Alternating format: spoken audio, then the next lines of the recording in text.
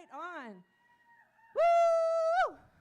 We are going to begin the rest of our ceremonies today, and I would like to invite all residential school survivors and their families to gather at the end of this aisle here, and as soon as we see that you've gathered, we can begin.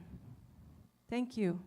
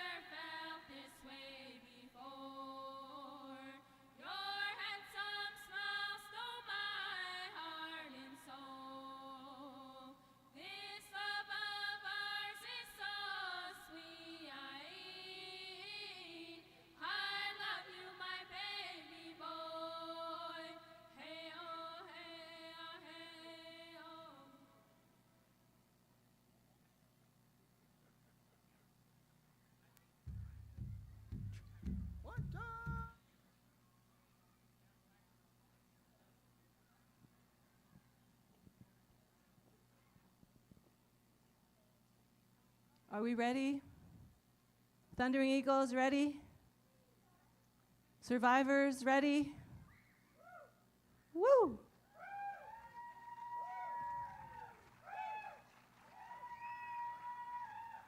Let's be mindful that it is 2:10. And the way this is going to work is that by 2:15, we're all going to be up here together, and we're all here to honor and to remember all of those children that never made it home, to remember and honor all of the survivors of the Indian residential school system, all the 60 scoop survivors. So please be mindful of your watch at 2:15, and let's hold that moment. All right, Thundering Eagles, take it away.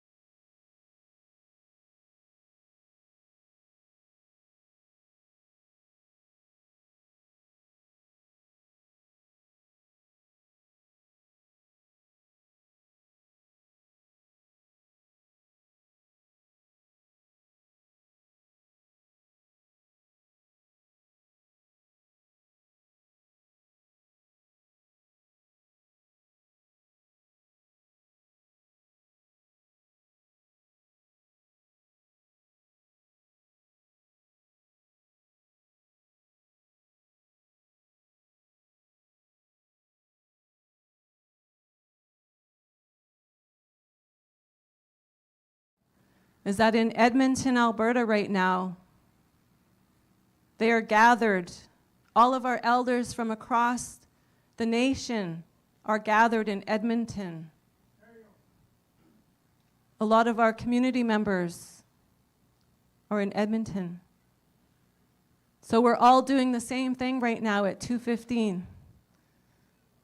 I think we're on the same time, are we? All right. Well, let's imagine we are.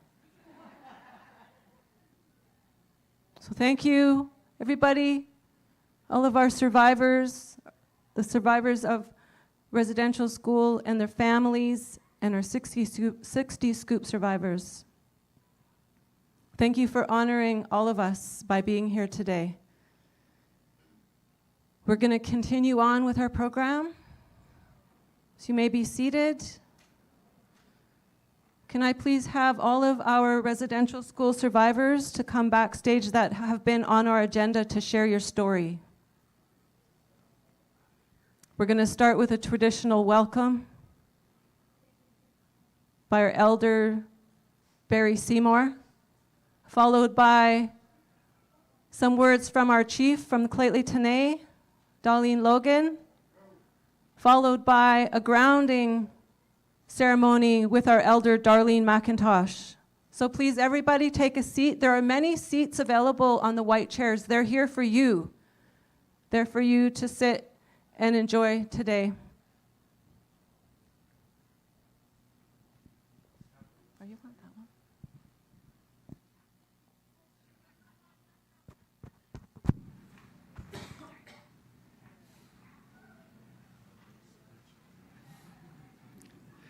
Good afternoon, everyone. It's an honor to welcome you here today on behalf. Thank you for your patience, and you're going to have to come back next year to hear the rest of the story.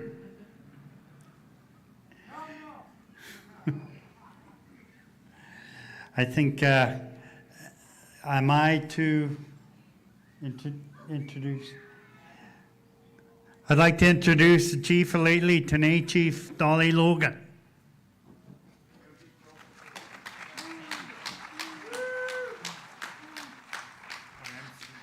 Howdy. It's great to see everybody here today to support.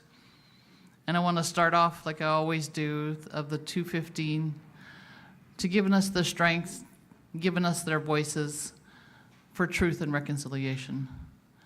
You know, there's 94 calls to action. I think we're at number 15.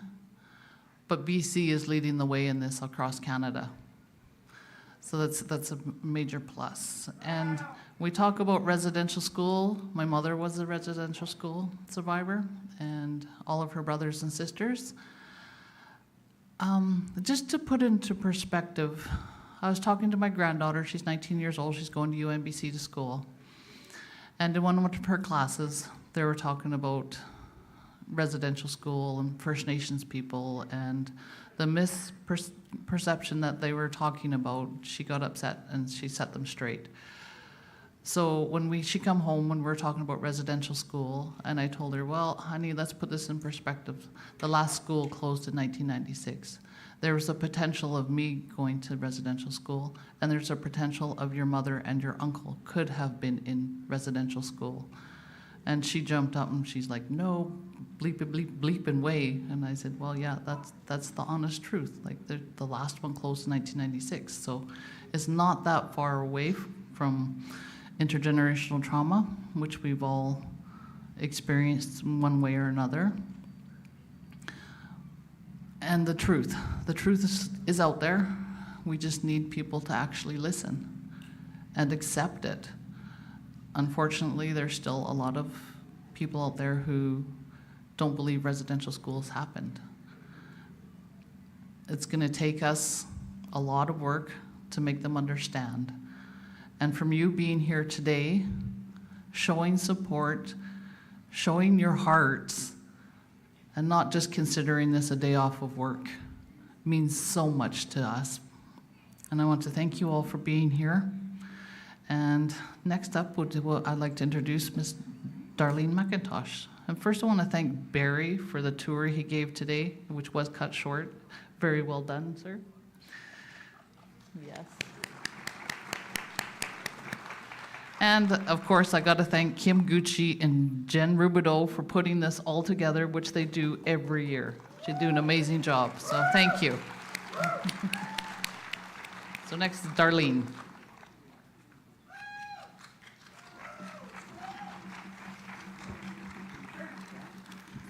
Howdy.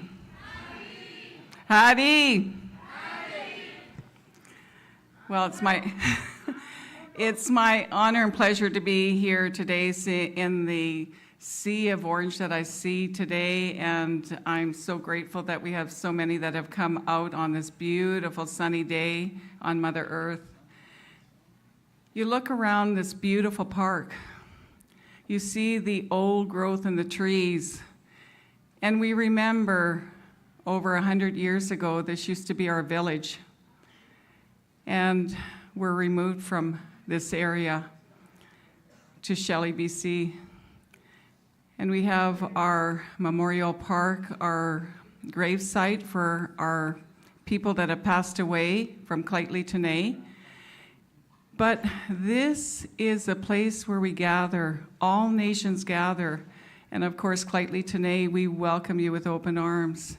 We come together to collaborate, to build relationships, and to connect with one another on this beautiful day of truth and reconciliation and orange shirts. And you know, we come from many different directions, and then we gather here as one, not as individuals, but we gather as one, and how important that is. We have our residential school survivors, 60 Scoop, and the intergenerational trauma that has taken place over many, many years. And we must remember that we are sustained by beautiful Mother Earth here.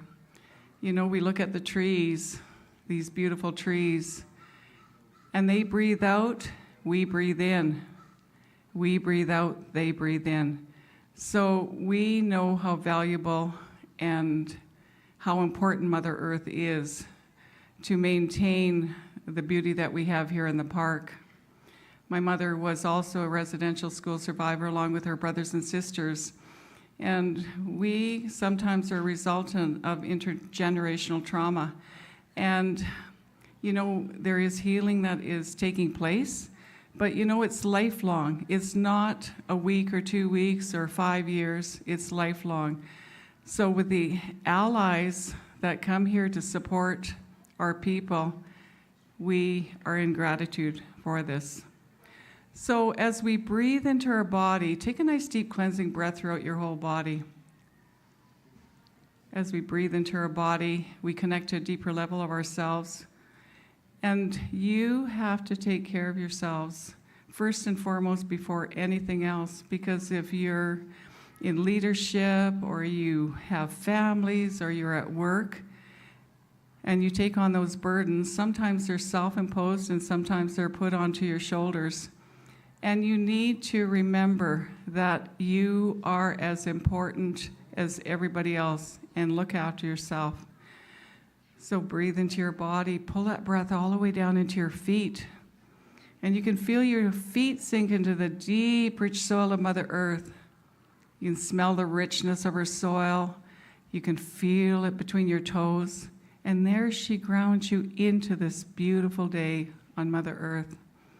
So as we bow our heads just for this moment in time, we ask the Creator, the grandfathers and the grandmothers, and all of our ancestors to come be with us. And you don't just have to be First Nations to have ancestors. Every culture has ancestors. We ask them to come be with us today on this beautiful day. Grandfathers and grandmothers from the East, come be with us today. As the sun rises, bringing new beginnings, let us be witnesses to all that can be. Let the healing begin, both with Aboriginal and non-Aboriginal peoples. As we walk in truth and reconciliation, wearing our orange, so Spirit may see us, to be with us, as we bring awareness to the history of our peoples. Grandfathers and grandmothers from the South, come be with us today. Trusting that today will bring growth and understanding of what took place in the residential schools as the truth was uncovered, the 60s scoop that took our children away from their families. Through knowledge brings compassionate hearts. Grandfathers and grandmothers from the West, come be with us today. We ask for the ability to go deep within to do the healing necessary. Through introspection and reflection, we come to a place where we respect one another. Grandfathers and grandmothers from the North, come be with us today. Help us to be in the place of understanding as we see through the eyes of our 7 generations of the past. We will not allow this for our future 7 generations. Let us heal the past and move forward in strength and conviction, supported by all peoples. How blessed we are. Take off the glasses of preconceived judgment that only reflects our own insecurities. Let us only look at the divine light that shines in each and every one of us as Creator's light shines on us. Let us come to the place of brotherhood. Together, we come to an understanding and a compassion for life. Mother Earth, come be with us today. We graciously ask that you share your sacred space with us. We feel the richness of your soil beneath our feet. Know that you give us so much. And we choose to walk on you softly, leaving no footprint. Hear our prayers. All my survivors. I am Clifford Qua, and I'm from Lheidli T'enneh First Nations. I'm also a survivor of the residential schools. And this TRC Day, and we must remember all the children that never went home, and the survivors who, through no fault of their own, because after we left school, most of us turned into alcoholics. But then again, I thought myself, this is no way to live a life. What life I had. Because when I got out of the school, the Jack Residential, confused and brainwashed,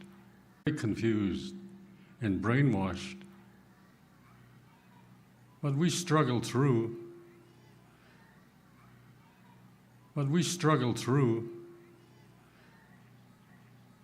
And throughout the years,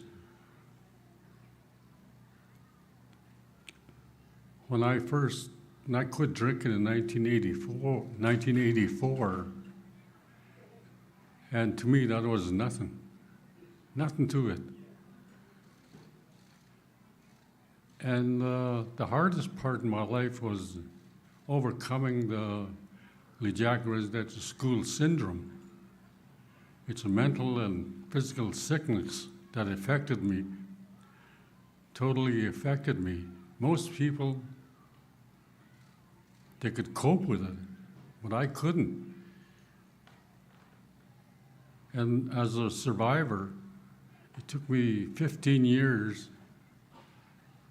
to be able to overcome. And when I did,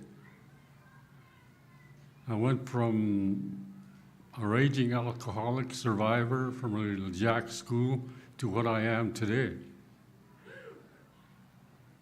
Thank you.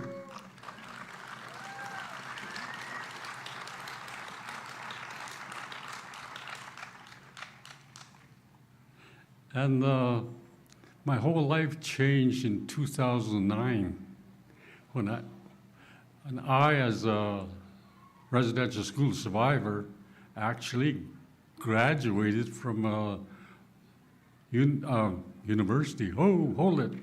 No, community college. And it was a third-year university course. Diploma.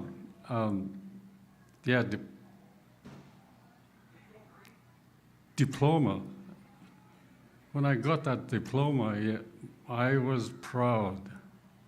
I didn't think I would see the day where I would actually walk to a stage and get a diploma. And after that, 2009, 2010, I wanted to teach something useful. But no, the residential school syndrome came back and kept coming back. So I said, why not? So I've been teaching about this, all what happened to all the survivors or all the First Nation children across Canada, about the impacts to First Nation children, how it affected them. And that is why we are still like this. Because we were beaten down, brainwashed into thinking that we were second-class citizens. We're still treated as second-class citizens as far as I'm concerned, but that doesn't bother me because I have something that nobody will take away from me, the knowledge, the education. And I'm using this to tell stories. Now, if the survivors would do the same, tell a story of what happened, it releases, it relaxes your mind to be able to get rid of all this mental garbage.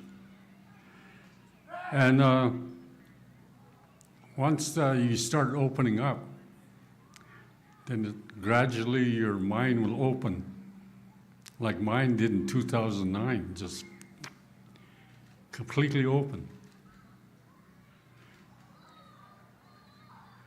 And if the survivors can, well, they can think about what they had gone through, tell the truth to themselves, why they're leading a life like this. As a residential school survivor, I have done, I was going to say impossible, but it's not. It is possible to overcome. Because simply I told the truth about myself, of why I put my body and mentally, physically through all this mental garbage. 2009, wrapped it up, put it in the back, where it belongs, in the past. I go back once in a while to review the past whenever I'm doing a lecture. And I was hired as an instructor at College of New Caledonia, First Nations Studies. And I did it, after that, there's other things to do, like teaching and learning, telling the people how I overcome, especially the survivors. And I'm always hoping that they would, to tell the truth about themselves, to make their lives a lot more better, like I have. It took me years to get where I am, but after doing this, after putting everything in the past, I overcame that, and to me, I enjoy teaching people from kindergarten to university, to teach them all about the residential schools. After all, we're all teachers here, every one of you. You teach your children, you teach the parents teach you to do this, how to do this, But as you gradually get older, they're still teaching you. Then you go to school. Then you have fun learning, like I did. And throughout the years, I've taught many people, but mostly to the survivors. I've taught the CNC how we overcame, how we suffered mentally, physically, and that's why they call us survivors. Masi Cho.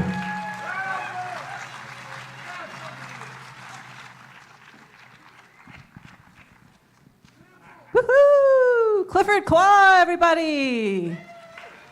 He's making Lheidli famous, Clifford Qua. So we're going to do something really special. I'd like to invite Chief Darlene up. And Elder Barry Seymour, please come up.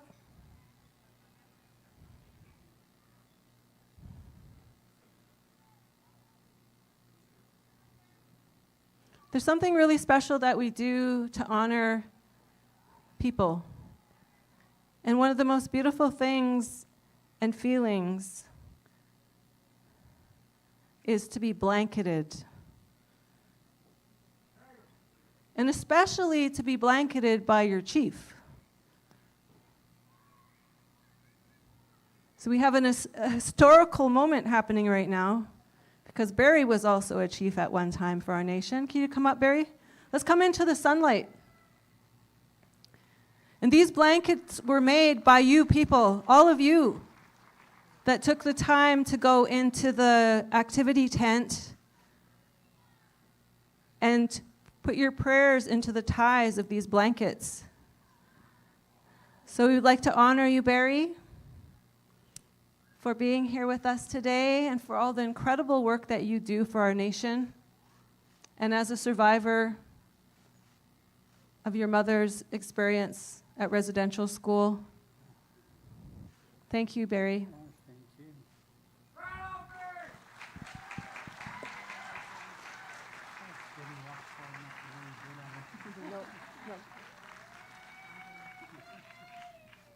Barry Seymour, everybody.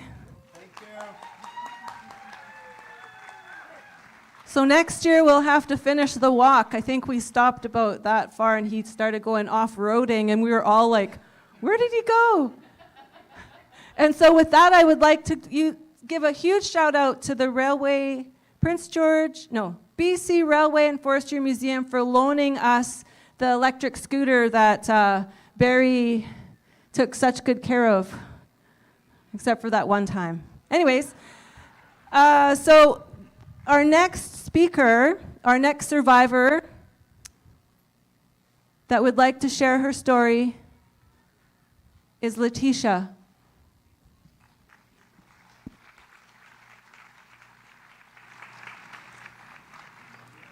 Hari.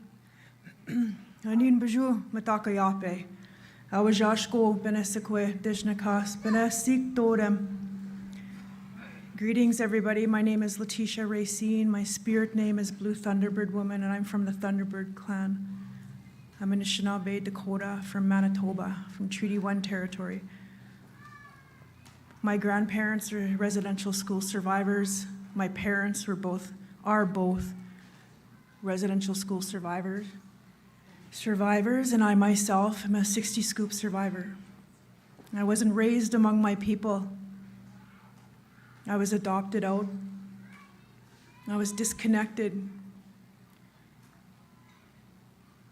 But before I go into that, I want to acknowledge the Lheidli T'enneh Carrier Nation traditional unceded territory that I have the privilege to live and work and serve in.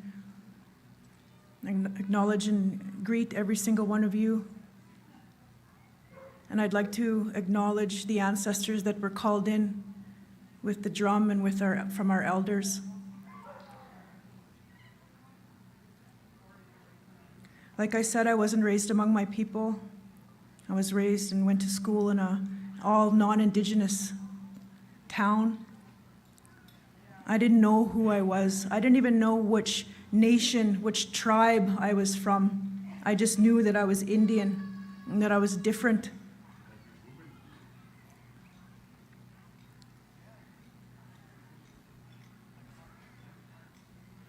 And I was brought back to my people when I was 13. And I started asking those questions. The questions that the Honorable Judge Maurice Sinclair encouraged all Indigenous and allies alike to ask themselves. Who am I? Where am I from? Where am I going? And what is my purpose? The late Judge Maurice Sinclair was the one who led the Truth and Reconciliation Commission, and I had the honor and privilege to learn from him and his wife, late Catherine Sinclair, and was welcomed back into the circle through ceremony. And it was when I started asking these questions that I was brought back. Who am I? I learned that I was Anishinaabe in Dakota. And where am I from? Well, those first answers were, well, I'm from Long Plain First Nation. And what is my purpose? Those answers changed throughout the years. Today, my purpose is to serve. And I serve on, I work with other 60 Scoop survivors today. I call them returning warriors because it's my teachings that taught me that we chose this life. We chose to be disconnected from our people and to take that journey back of remembering who we were, to be welcomed back into the circle. And if I have a message for the returning warriors, it's that we're waiting for you. And we need you. And there's a place for you in the circle.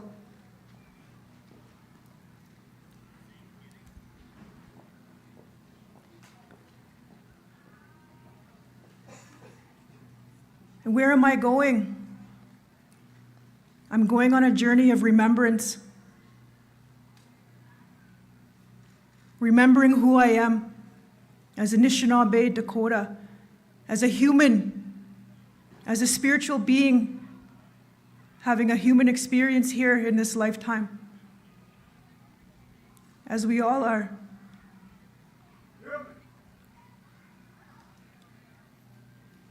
And what is my purpose? It's to fulfill my potential, to identify the mission, to fulfill that mission, to be the very best human that I can be, to walk in a gentle way, in a respectful way, in a truthful and humble, courageous, wise, honest, loving and respectful way. I'm really grateful that each of you made it here today. For asking yourselves, what can I do to participate in truth and reconciliation?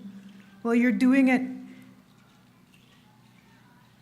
I thank you for participating in the solution.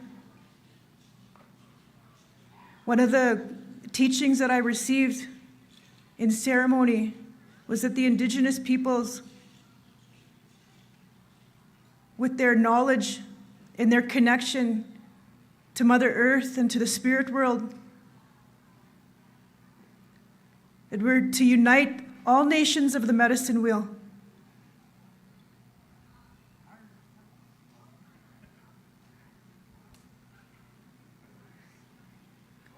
So I'd like to leave off with a message of unity, that we're all in this together. We're at a sacred time here on Mother Earth. to heal, to ascend, to help one another, to help Mother Earth heal and evolve and ascend into a new way of being. And that's what we're all doing here today. So I appreciate every single one of you that came here.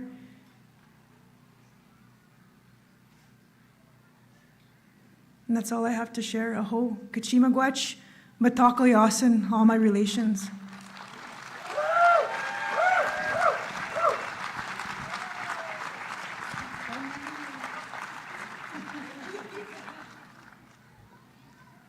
We're going to do that very special thing again, where we're going to have our chief, Darlene Logan, blanket our friend Letitia to honor you for your time here with us today. A blanket of love. Thank you for sharing with us.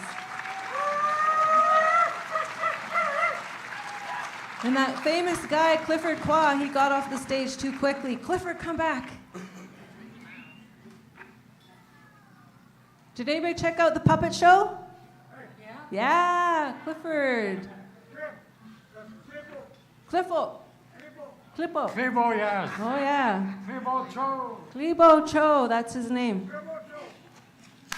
3:30 is going to be another puppet show with Klebo Cho. Camp Baloney, it's called. All right, so again, Chief Logan is going to blanket our wonderful. Oh, this is Chief Darlene's uncle, Clifford. Look at that beautiful blanket. Big boss.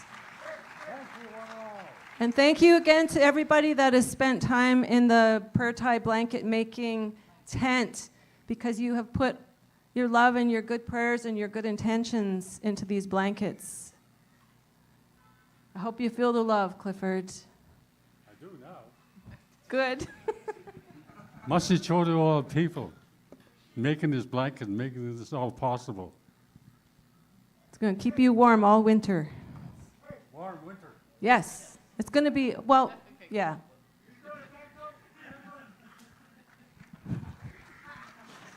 Larry says you should dance, Clifford.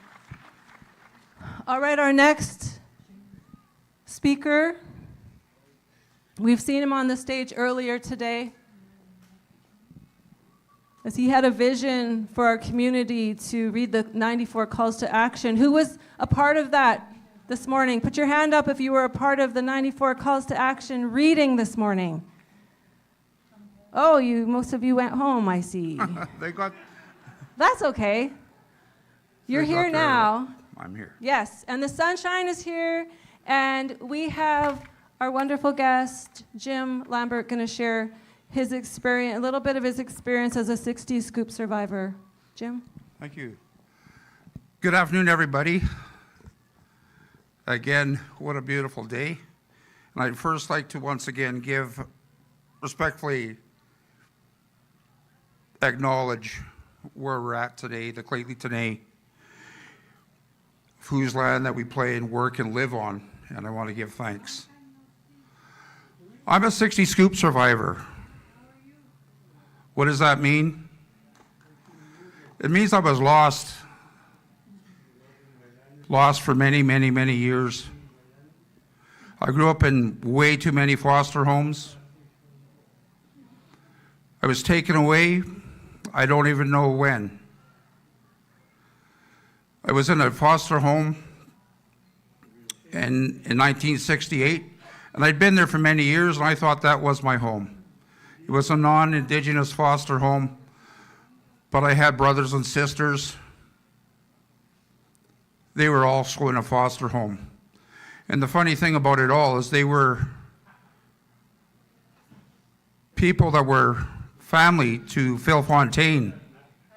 And they did not know that because they looked blonde-haired, they had blue eyes, and they were non-Indigenous, they thought. But in 1968, on February 2nd, the Children's Aid Society again scooped me. I had no idea why. I was taken away from my family. I did not know that I was Indigenous. I grew up thinking I was non-Indigenous. I knew I looked different. I didn't know anything else. But something was different come February 2nd. I ran away. I was the youngest person in Winnipeg to be taken and put into a jail for adults, which was the most ridiculous thing that a few people have ever seen and done. But I ran.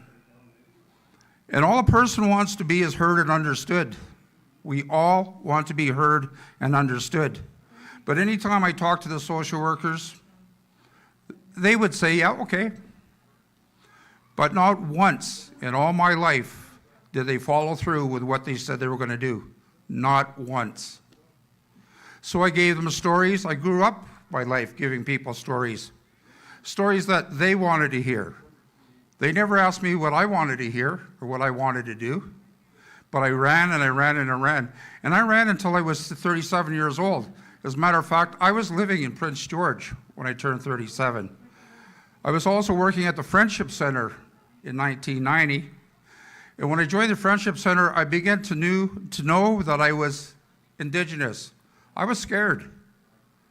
I was very scared. And the reason why I was scared, because I didn't know how to act.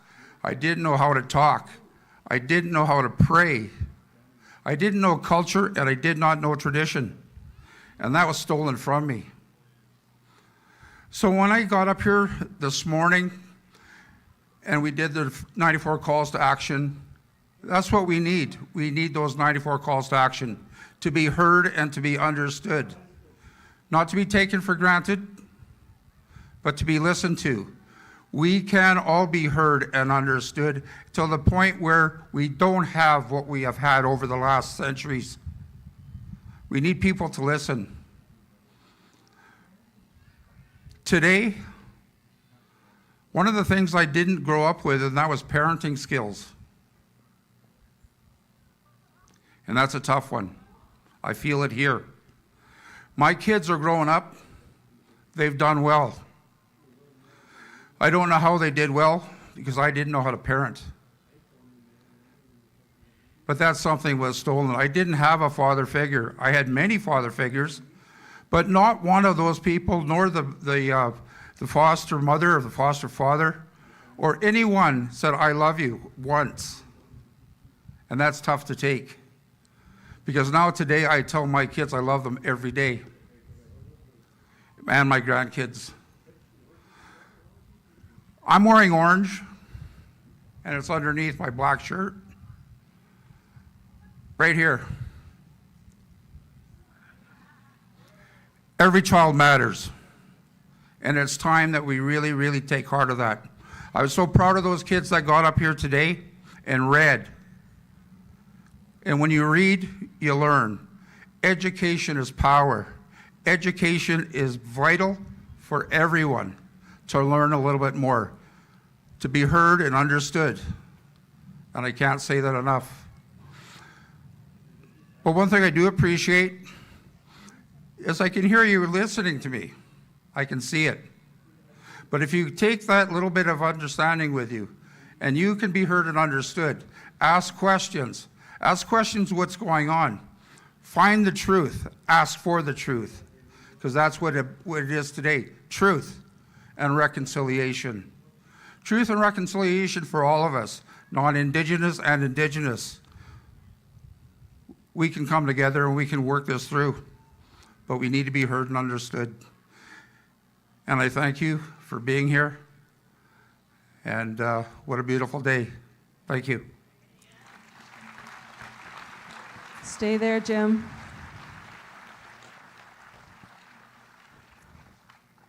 That was a very, very special part of our day.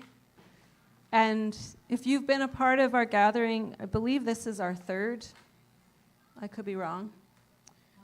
But we keep growing, and we want to continue growing as the awareness ripples across our city, but also across the country. And it really means a lot to us when you show up in this good way. So thank you.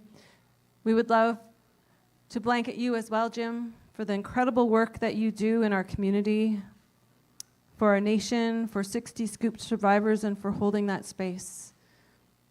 Your story matters, and we love you.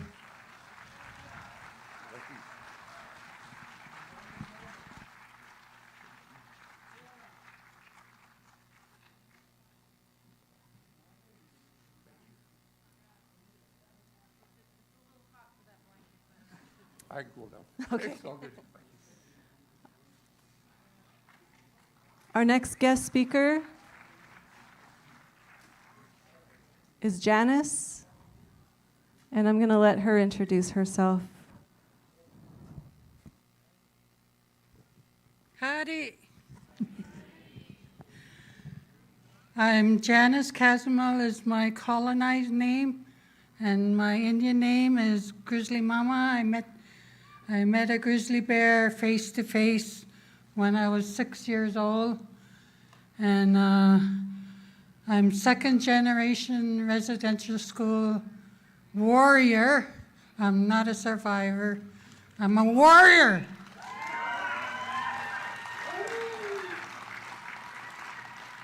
My dad and my mom were chronic alcoholics when they were young, and my mom left my dad when I was 3 years old, 4 years old. My dad was telling me the story, and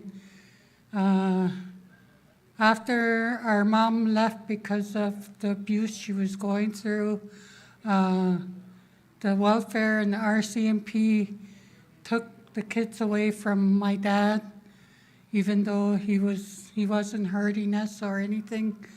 At that time, I guess they didn't like it that fathers take care of your children. And we were put in a home where we were sold for child molesters, and that's when I first met Judge Ramsey, but he wasn't a judge at that time. And he was the one I seen in Indaco Hotel, and these foster homes, they dress us up really nice, give us a bath, fix up our hair, and then we stood on the stage, and these old people, these old white men, they bid on us, and I remember Judge Ramsey picked out the prettiest little girl, and she was the innocent. I figure she wasn't touched or hurt in any way. And then after that, there was just more molesting happening. My dad kept on trying to fight for us and trying to bring us home, but because he's single parent, they have put us all in Lheidli Residential School. There I wasn't a good listener because I didn't understand their rules, and I didn't understand their way of life.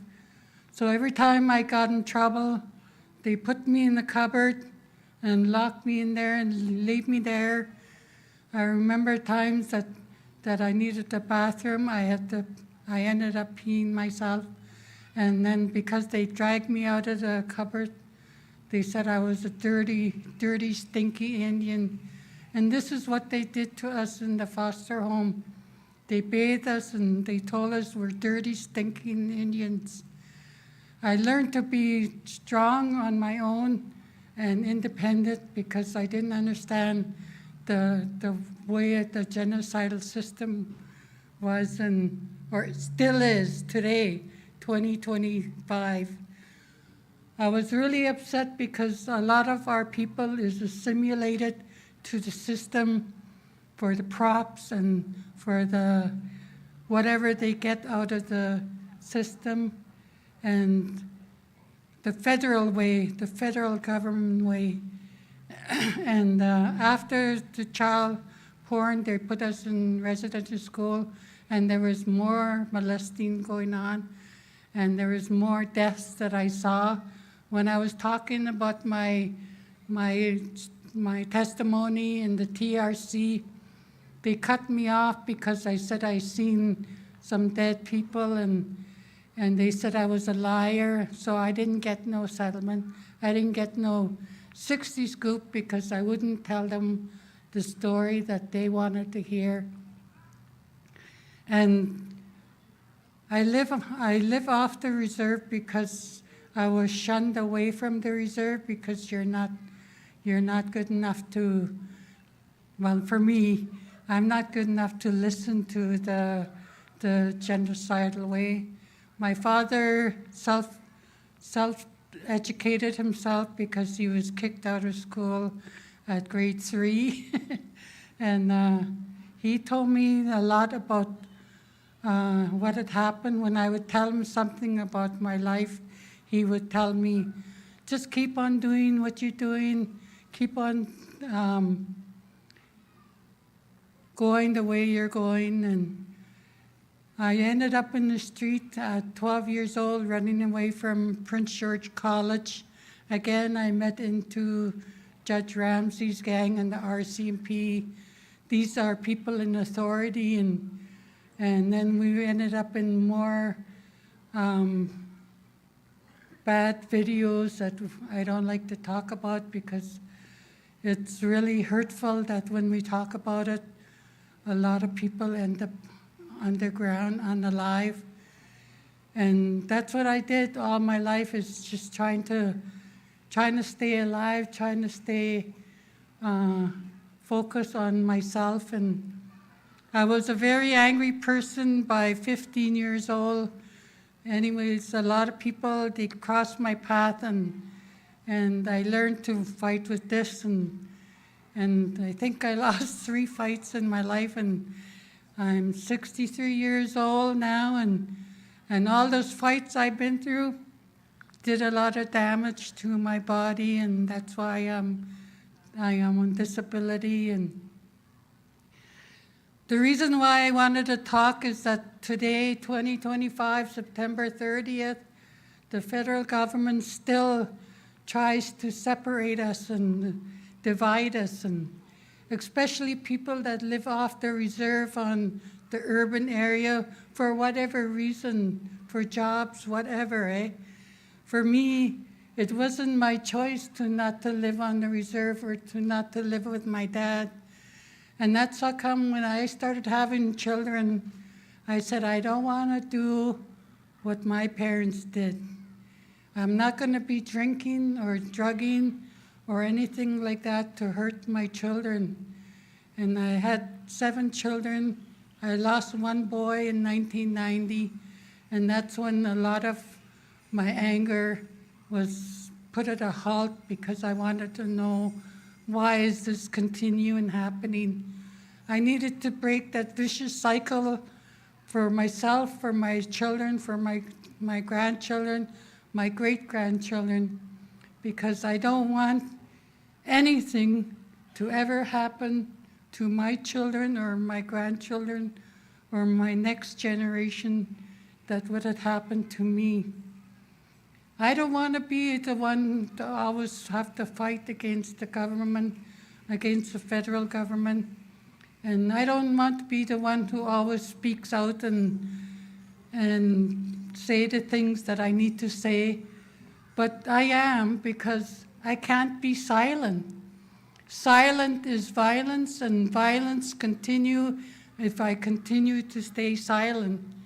In order for me to heal from all the trauma, from all the child porn, from molesting, from raping, from the authorities, and to forgive is one of the hardest things that I had to do.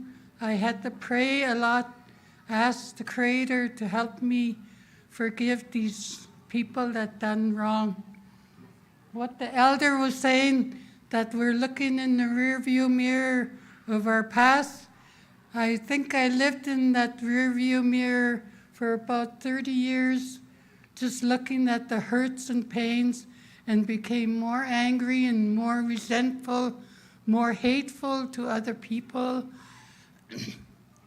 I had to come to a place where I had to ask myself honestly, for myself, I need to heal and forgive myself. Forgive myself for all the shame, for all the guilt, for all the anger, for all the resentments, for all the action that I done to people, for all the hurt that I done to people, in order for me to move forward, to ask the Creator to help me change who I am, help me heal my heart and my soul, help me let that inner child grow to be a more productive society and person that I am, a human being, like every one of us are human beings. But one thing I cannot forgive is the federal government for everything they have done to me and for my brother. He was fried. They fried his brain in Saskatchewan, and he's like a 10-year-old, and he's over 65 years old. And they keep him separated from me because I keep telling him the truth about the system. It's hard to forgive when I look at my sister drink every day like my dad did and find her doing the things she doesn't want to do just for her next drink. It's hard to forgive when the system keeps on tearing my family away from me and not looking at our results, at our hurts and pain, that our recognition is not valid, our voice is not valid. My sister lives from couch to couch, and I can't do anything about it because they tell me that it's none of my business because she's not from our band or this band or that band. But this is the part of the division I'm talking about. The Indian Act. The Indian Act that's still doing it today, still hurting our people today. I'm an elder, and I wasn't allowed to go to the elders' gathering. But there's a reason why I guess I had to share today my testimony. That's right.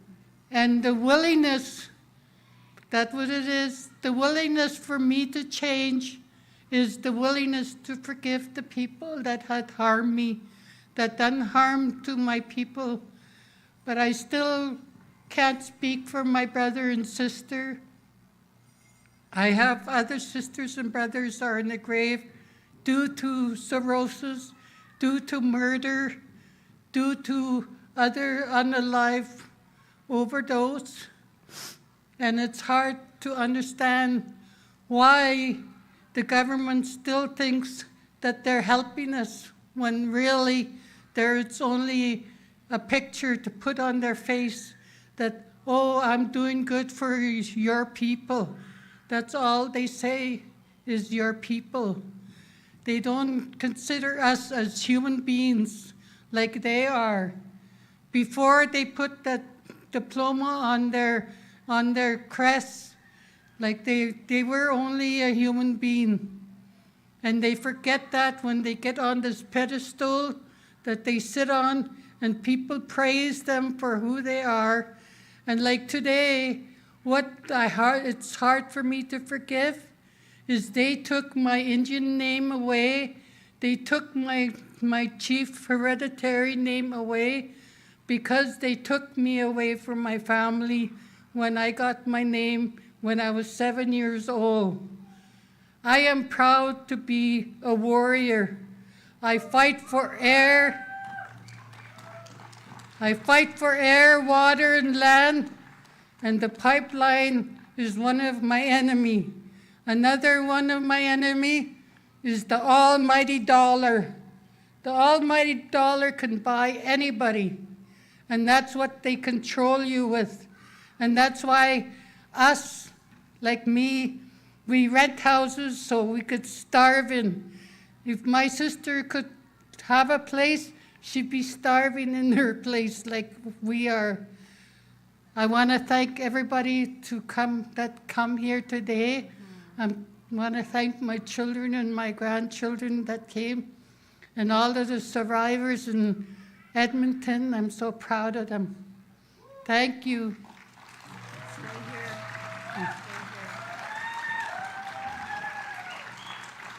What a brave, courageous woman you are.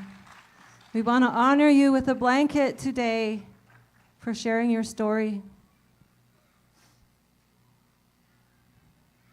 Thank you, Janice.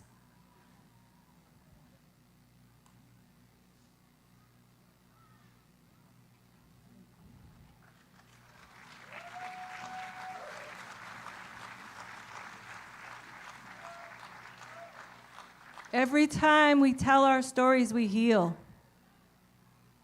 Every time we tell our stories, we heal. And you take your power back. I'm very proud of you.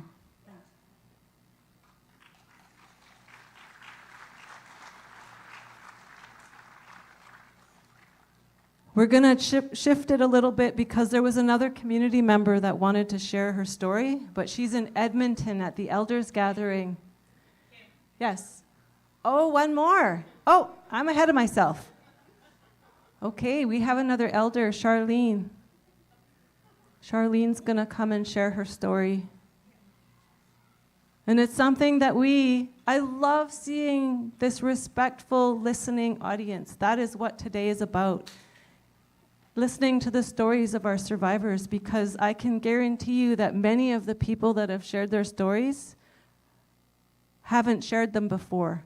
And when those graves were announced at Tk'emlúps-Tisiquetmuk, those 215 graves, it opened up a wave across this country of survivors who went, finally, they believe us. Finally, they're listening to us. And I've heard many stories from elders who felt like that gave them permission to finally speak up. I want to say something before we go to Charlene, is if we could have this area cleared right here for the powwow dancers that's going to come up, please. Because this one it's not even.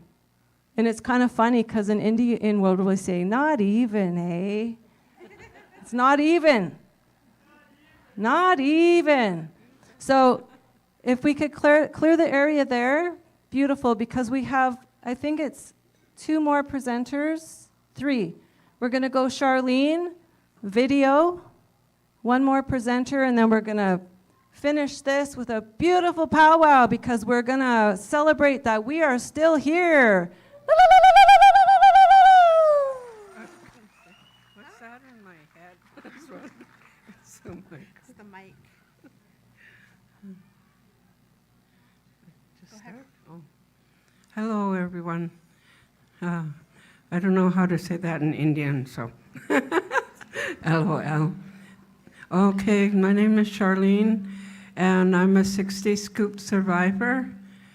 And I think this is like the second time I've shared my story. I was raised in a white foster home, and when I first started going to school and I started meeting other Aboriginal people, and the lady that was in the same foster home as me, like she was from a different community, and her and I, we were talking our own language. And when we started school, the school phoned our foster home and told them that we weren't allowed to go back to school unless they cut our hair, because we had nice, beautiful, long black hair back then, but now it's short and gray.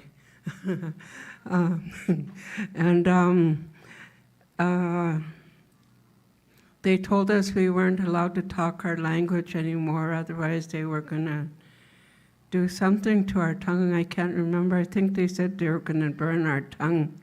I can't remember because it's such a long time ago. And and we weren't allowed to go back with our long hair. So there was a lot of things cut from us, and even when we were at school, we weren't allowed to hang around with each other like with our own Aboriginal people. The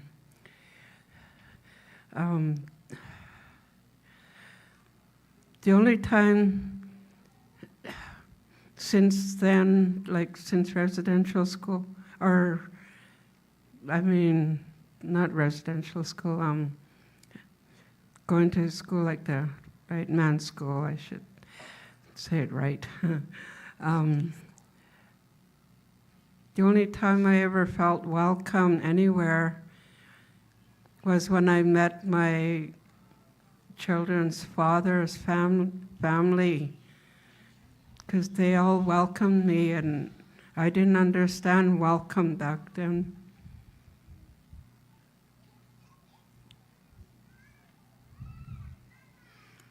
Because we weren't welcome anywhere. We weren't even allowed in stores, and like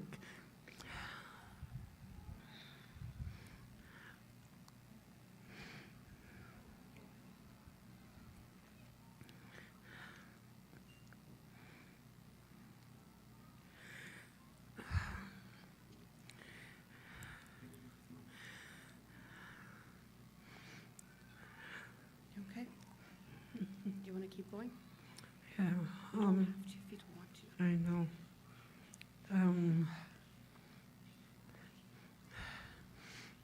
The reason why I always felt unwelcome everywhere was when our foster family wasn't getting money for us children anymore. They sent us back to our real mom, our real parents, I should say. And like not being welcome in the school system, and then not being welcome by our foster family anymore because they ran out of, they weren't getting money for us anymore after we became a certain age, and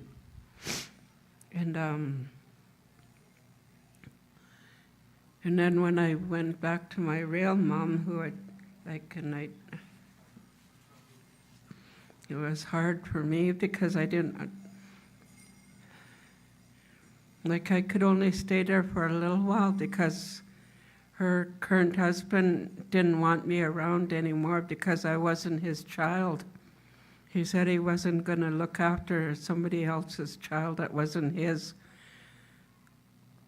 So what they did was drop me off down on George Street when Prince George Hotel used to be open, and they just left me there. And that's how I met my children's father. Like, when I first went into the Prince George Hotel, I went in there with somebody else. Somebody else asked me if I wanted to go in and dance, and I said, sure. Even though I didn't really understand what they were, any of that, but didn't. One of my ex-sister-in-laws, she pointed my ex-husband to me and said, look, and then he seen me, and as soon as he seen me, he grabbed me up off the floor, and he said, you're coming with me, you're going to be my wife from now on. And I didn't understand that. I said, what's wife? I thought, oh no, what did I do now? But then, and I got brought up, after I met my ex-husband's family, that was the first time I ever felt welcome anywhere. And that's why I really appreciate his family. Like, 'cause now I have 5 children and 12 grandchildren and 2 great-grandchildren and 1 on the way. So, thank you. And I'm proud of my children for not, because I fell into because my foster mom was an alcoholic. And then when I went back to my real mom, she was an alcoholic. Then when I met my ex-husband, he was an alcoholic. So, but my children are doing very well. They're not falling into the, alcohol or drugs. And I'm grateful for that. And my grandchildren are doing the same. They're doing very well, and I'm happy for all of them. And I just thought I'd come and share. Thank you very much. And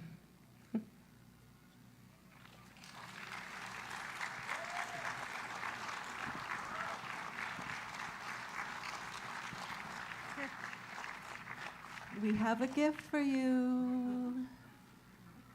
One of these beautiful blankets that was made in the tent over here, the prayer tie blankets. They're such a powerful gift because it's the community that puts their love and intentions into these gifts. So we hope you feel the love, Charlene. Thank you for sharing your story with us. Thank you for bringing your mom.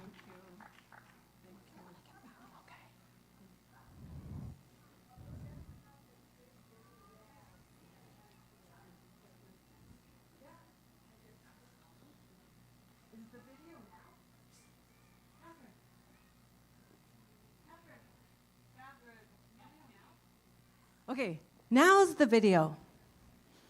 And now we get to use this wonderful screen here that we're hoping you're going to be able to see because it's so wonderful. Our friend is coming into you from, actually it was pre-recorded. I was going to lie and say she's live. It's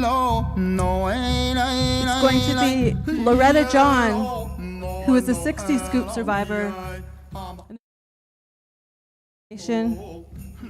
I went to school with Loretta and her siblings, and she's moved back to her community, Lheidli T'enneh, recently, and she shared her story with us. And we had Sonic, who are wonderful folks here that are always taking care of us by documenting what's going on in our community. That's Joelle and Andrew. Let's hear it for Joelle and Andrew, everybody. So they spent some time with Loretta and took a beautiful video of Loretta sharing her story. So that's what Justin is queuing up right now.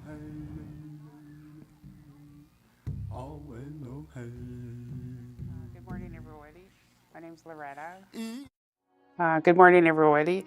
My name's Loretta. My first name is Wia Omani Washte, and the meaning is good walking woman. And I received my name with my Sundance family. Sundance Chief Reuben George. Skaloos is his First Nations name. And his family is from Swillatup. And his grandfather, late grandfather, was Chief Dan George. And his late uncle was Chief Leonard George. So they took me under their wing when I started my journey, and taught his mom. So, and Auntie Sue.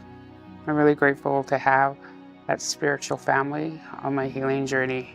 I was raised in Shelley, but my late parents were Sonny John and Euphrasia. My dad was born here, and my mom was born in Tache. So I've been on the Red Road now. September 27th will be 16 years that I've been sober and clean, but it's been a lot, especially when they found the 215 little ancestors in Kamloops. So it's really awakening for the community and the world, you know, like across Canada and Turtle Island, of how many Indigenous children suffered in the hands of the government. So I wrote a poem about when they discovered their little bodies. A lot of emotions today have been stirring up. Understanding that my late father went to Kamloops residential school really breaks my heart. A little boy suffering in silence, till his passing on.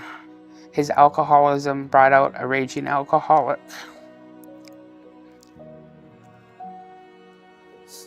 Very mean.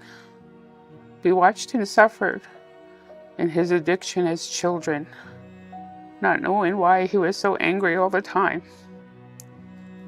In his calm moments, he'd share the love of being in Mother Nature's world.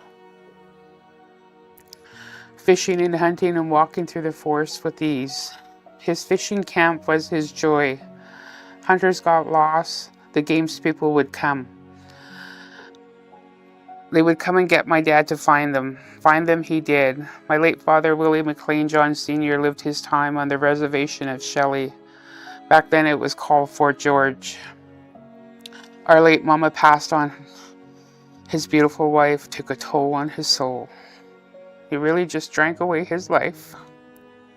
He'd still go out with the community with hunting and fishing and chopping wood for families. We were part of the 60 Scoop. My siblings, there were 6 of us. On December 23rd, 1971, we were taken away. Plus, just being sick this last few days had made me realize my parents never really got a chance to parent us. My late mommy went to LeJac school. The trauma sits inside my healing soul. So close this country is learning how much the effects that was put upon my family and my grandparents, who never got to share their life story about what really happened to them all. It's so heartbreaking. My tears come from so many sides. September 26th, passing my birthday of 54 years without having my parents in my life journey, and passing my 12-year sobriety on September 27th, and having this positive COVID. I'm still here. This is how I feel today, relatives. A little bit of everything.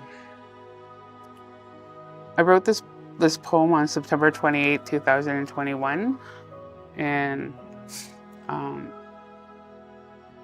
it was just for my brothers and myself, because I had 3 daughters, and my youngest daughter passed away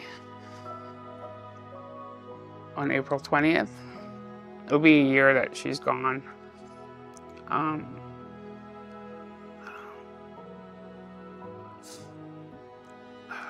just working on the downtown east side too as a outreach worker. I met so many people from across Canada that all have a story about what happened on their life journey and trying to hide, run away from the pain, and just coping with alcohol and drugs. It's such a heartache, a heartbreaking. But when I'd say, hey sister, hey brother, or I'd call them auntie or uncle, just to give them to know that they're loved, right? Everybody just wants to be loved, and on a spiritual journey, I always tell them that the Creator loves you no matter what you've been through.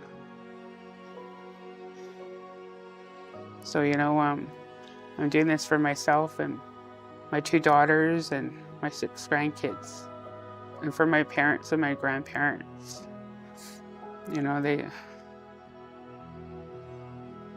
They all lived a life. And most of my aunties and uncles on my mom's side all passed away. My mom's grandparents had 18 children, right? And I think there's only 5 of them left now. And then on my dad's side, I'm quite sure they had 18 children too. And just my Uncle Peter's living now, So, just emotional.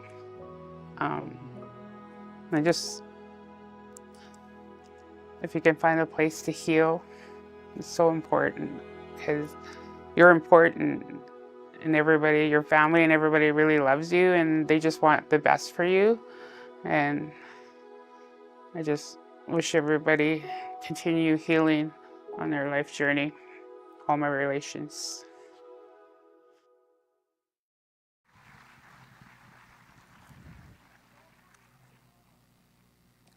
So when Loretta returns home, we will set up a blanketing for Loretta.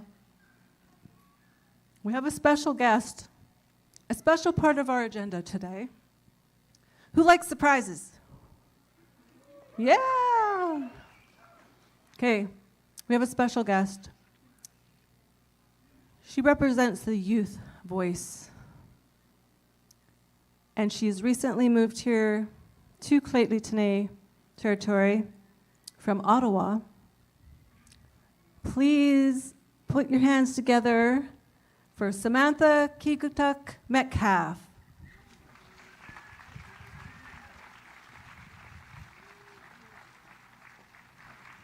Hello, everybody. My name is Samantha Kigutuk Metcalf. I am 21 years old. I am born and raised in Ottawa, Ontario. My family is Inuk. My mom's family is from Arctic Bay, Nunavut, and my dad's family is from Nain, Nunatsiavut. I am here today to throat sing for you guys. Yay, I'm so excited. Traditionally, throat singing would be done between two women or girls. But as you can see, I'm here alone. So I'll be doing it the modern way. I'll be throat singing with myself through my phone, and you guys will get to see that process happening. I'll record myself right here, and then I'll join in with myself through my phone. But before that happens, I'll talk a little bit about my family. Oh my gosh, I haven't done a performance by myself. I haven't done throat singing in over 2 years, so it's been a minute, but I'm very happy and I'm very proud to be up here on stage again. I miss throat singing. Oh my gosh, it's very emotional. My grandfather, his name is Sam Metcalf. He unfortunately passed away in 2000. I was born in 2004. And Inuit, we believe in reincarnation. So when I was born, my parents were thinking about my name, and they were almost going to name me Puyuk as my first name, which is my middle name now, and it's my Inuktitut name, and it means beautiful. So I'm very happy to have that name, and I think it represents me very well. Thank you. But my grandfather, he attended a residential school, and unfortunately, I don't have that much knowledge on his time there. But what I do know is that he told his experience to my Oma, my grandma, on his deathbed, and that was the only time he talked about his residential school experience.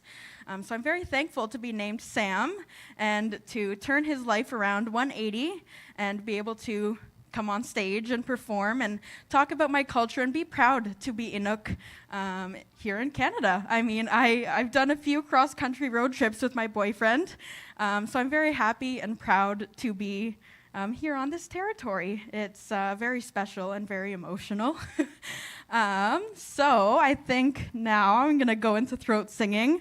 I have my phone here with me, and this first throat song that I'm gonna do is called The Little Dog. And the story behind that is a little girl around 9 years old had a pack of pups for her sled dogs. And the runts of the litter, usually runts of the litters don't make it. So she sang this song every night to the pup for strength and encouragement, and it became the leader of the pack. So you'll first hear me do solo, and then you'll hear me do it with my phone.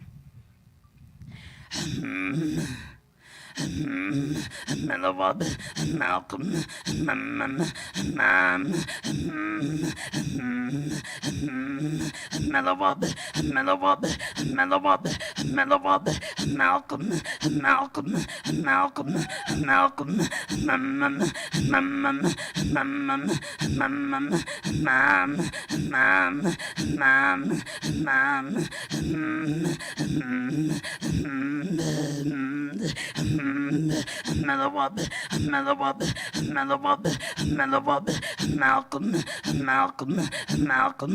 Malcolm,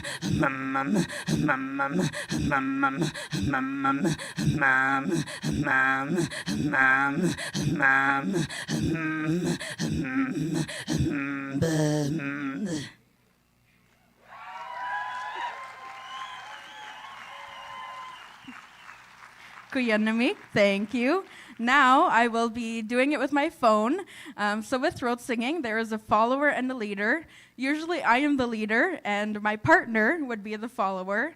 But now my phone is going to be the leader and I'm going to be the follower. So I have to join in the recording at a perfect time for me to be able to throat sing with myself. So let's try this. Whew.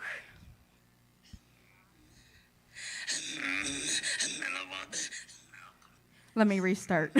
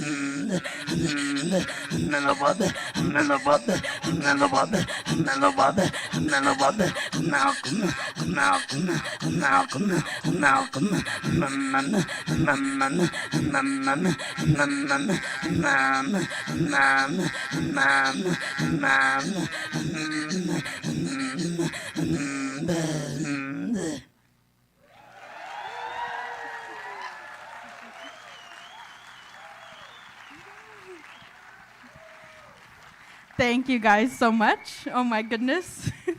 I'm feeling so proud. I love to see all of you guys wearing your orange shirts. Shout out to Wolfpack Apparel and Pine Center for my orange shirt. Check them out. I guess I'll do another throat song for you guys. Thank you. Let's see. I'll do the love song. It's a quieter one.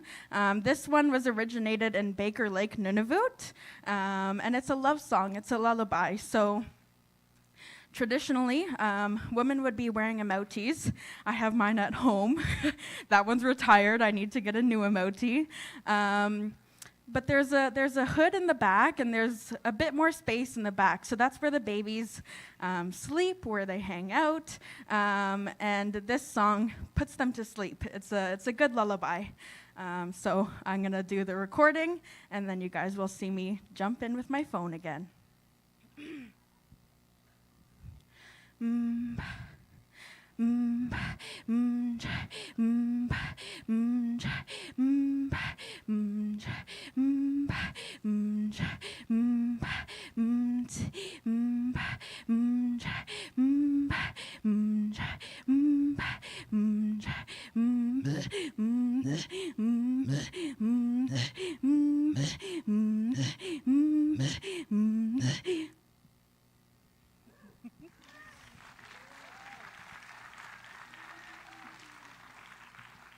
Now let's see if I can join in with my phone.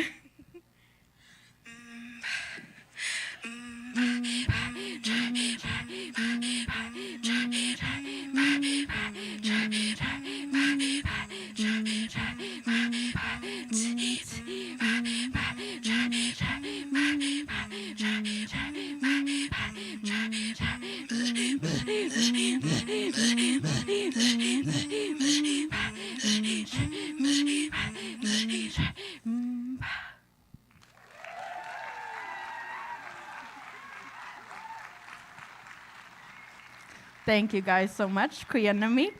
I'll do one last throat song. This one is the most basic, the most traditional.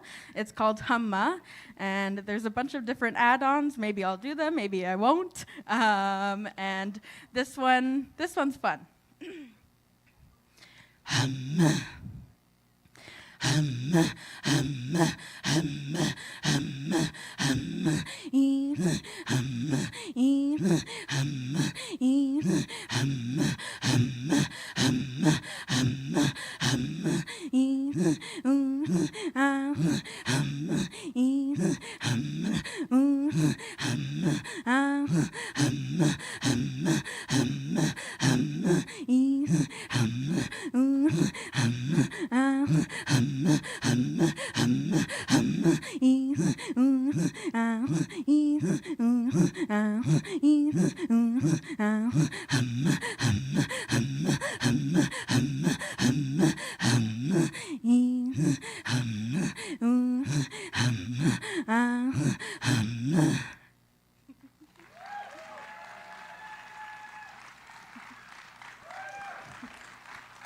Thank you. I guess I should have learnt my lesson by now. I'll get water after.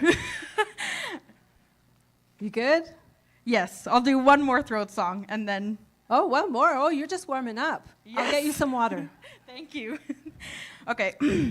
Oh, I'll talk a little bit about this one before I get into it. So I did do add-ons, and those words or letters you heard me sing, those are our Inuktitut vowels. So I, U, A, that's another throat song. Thank you so much. Thank you. So I is another throat song that I just added into Humma to make it a little bit more exciting. Before this, I'm going to grab a sip of water.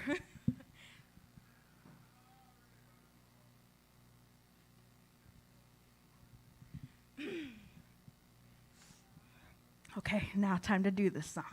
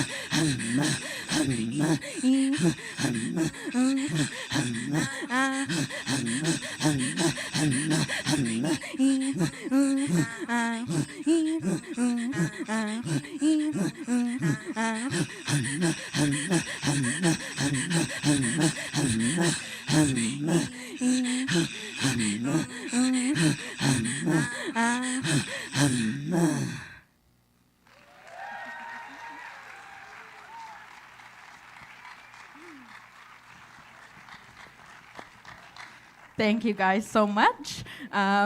This performance, I guess I kind of have a little bit of advantage knowing what I sang to be a follower. Traditionally, throat singing is a game between two women or girls, so whoever laughs or messes up first loses. So I guess I have a little bit of an advantage knowing what I throat sang. But I thank you very much. You guys can look me up on YouTube. Just type in my name and you'll see a bunch of performances that I've done over the years. My last, I guess, partner, we were known as T'enneh now, or it means two souls in English. T'enneh is Inuktitut, but we're now separated. So we're doing performances are solos, but there's a bunch of videos you can find online if you want to learn more about throat singing and Inuit culture. Thank you guys so much. Kuyanamik. Wow. Samantha Kigutuk Metcalf. We had, Chief and I were standing there, and we looked at each other, and we were both like, and she's like, do you have chills too? I'm like, yeah, all the way down the front of my legs. Aww. That's amazing. Thank you You're so amazing. much. Thank you. Welcome to the Lheidli T'enneh. Can we keep you? Of course. All right. Well, we would love to honor you with a blanket as a gift of our appreciation and a welcome. Welcome. You're welcome. Our next guest is also, okay, so we have something really special. We've come to the end of this beautiful, sunny September 30th, Orange Shirt Day, National Day for Truth and Reconciliation. And it was through the 94 calls to action, it was through the Truth and Reconciliation Commission that we landed on September 30th because it's Orange Shirt Day. And we can never forget the story of Phyllis Webstad. Phyllis Webstad couldn't wait to go to school. She was so excited for her first day of school, and her grandmother bought her an orange shirt. Little did she know that when she got to the Indian residential school, that orange shirt was going to be taken away from her, along with her language, her culture, her community. And that's what an orange shirt represents. Can we hear it for Phyllis Webstad for sharing her story? Because she is representing all of us survivors. Gloria.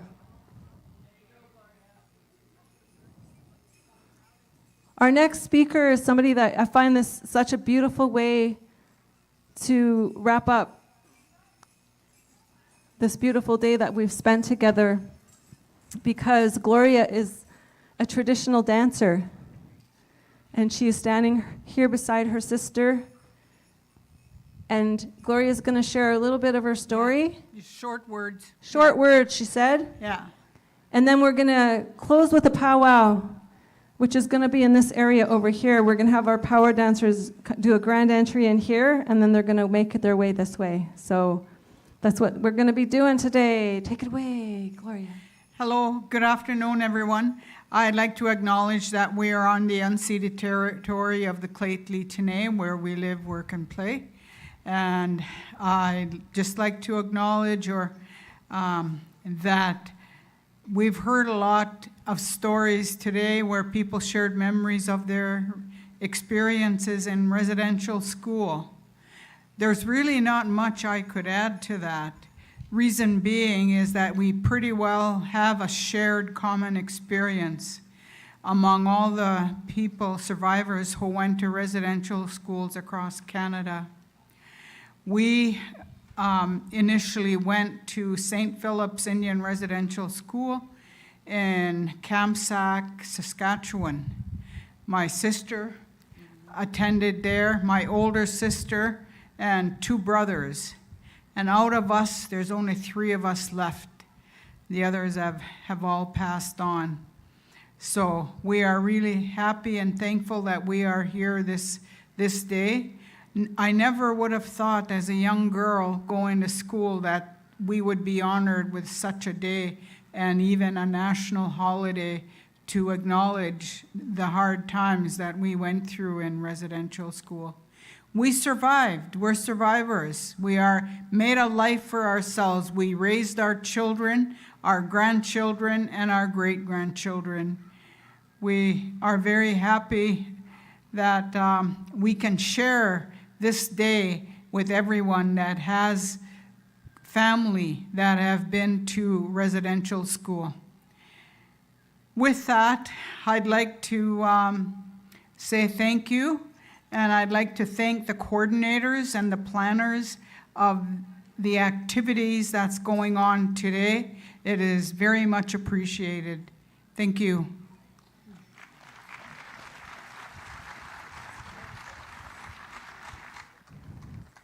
You can't get away without us blanketing you, Gloria. Can you come up this way, please?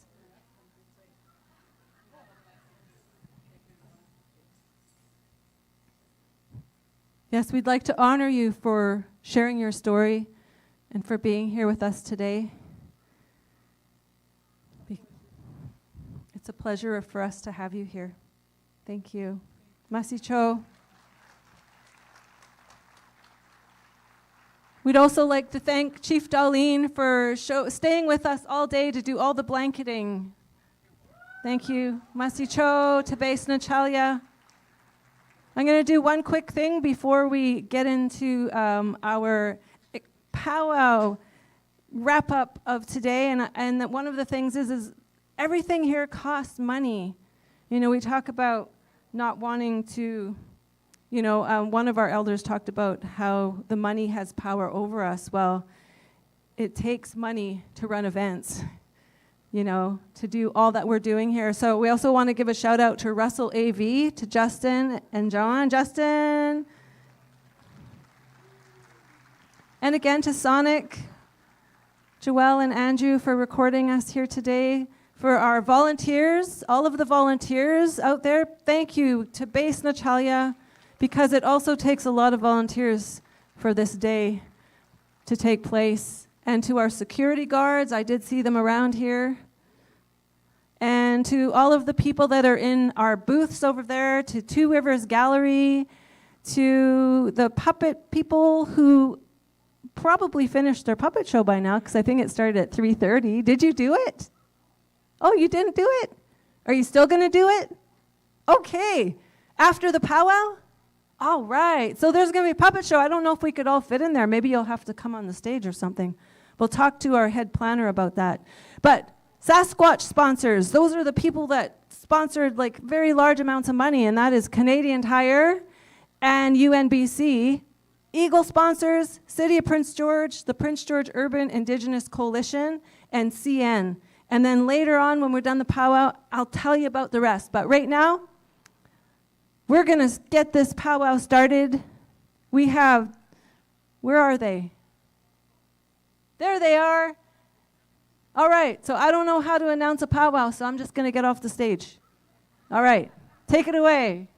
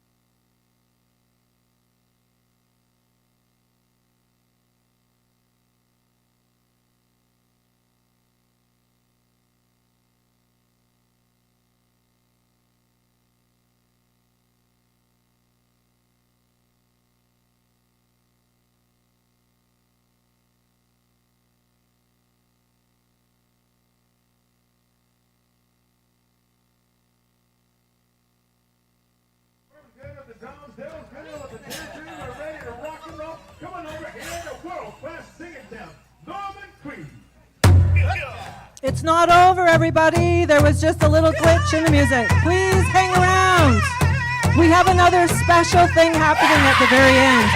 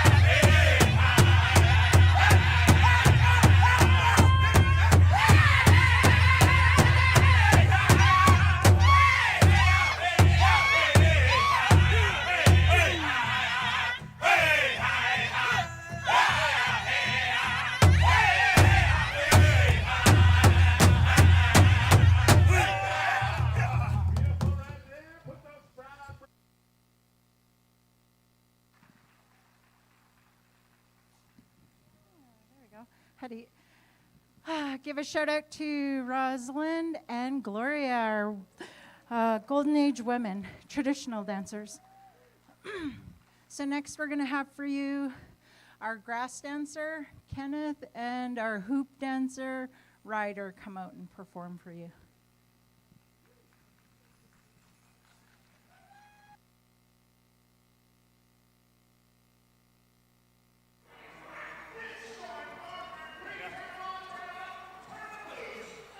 Let's go!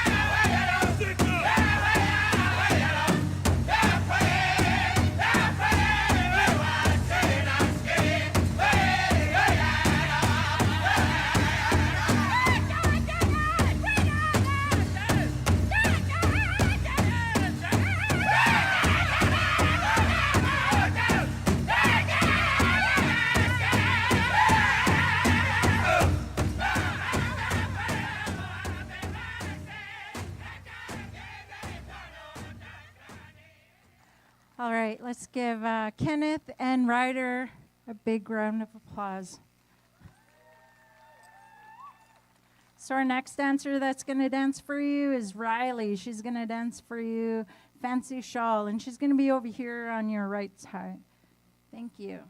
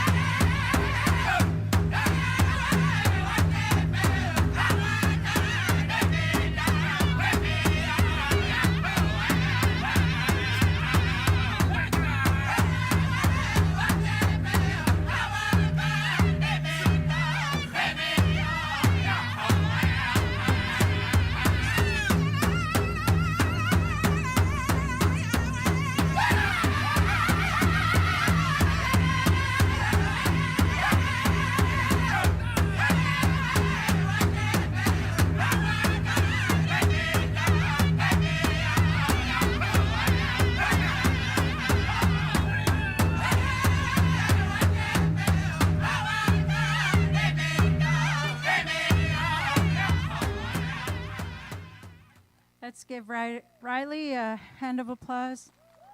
Thank you. Good job, Riley.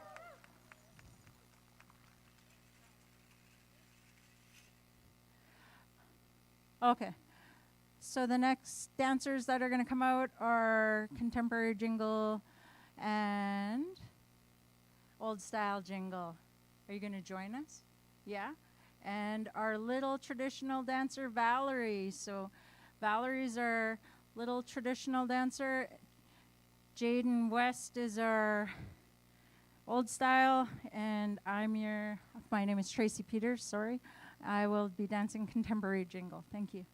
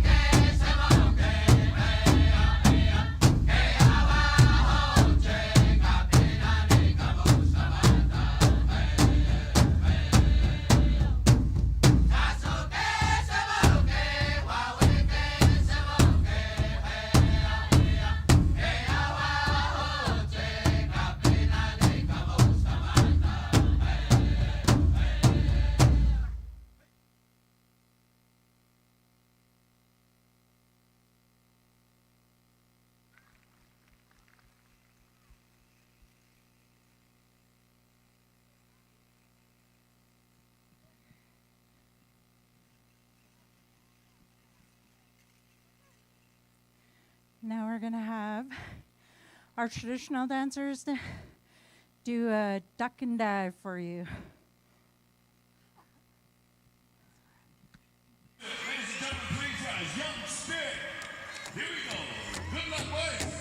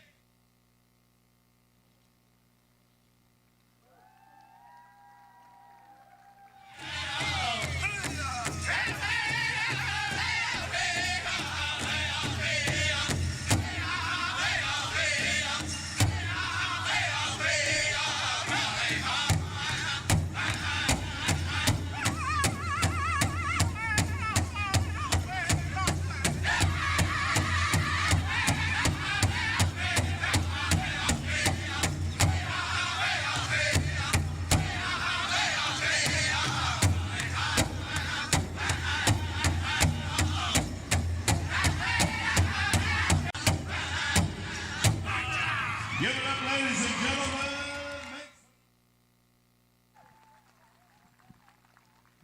Sorry, guys. We were trying to tell them to turn it up, and they turned it off on you. That's sorry. Okay, so how we end our performances usually is we'll finish with a round dance, and we invite you all to come up and join us. And on behalf of the Northern Spirit Powwow style dancers, we would like to say thank you. Thank you for having us. And thoughts and prayers to you all, to all the residential school survivors that have passed on before us, and the ones that are still here, and the ones that are still healing. You know, this is why we do these kind of events, is for the healing, right? To share with the people our culture, that there's more to life than all that sadness and hurt and the drugs and the alcohol. There's help out there for you all if you need it. And come up and join us for some good energy and good dance. And then we're going to do another part after the round dance. Thank you.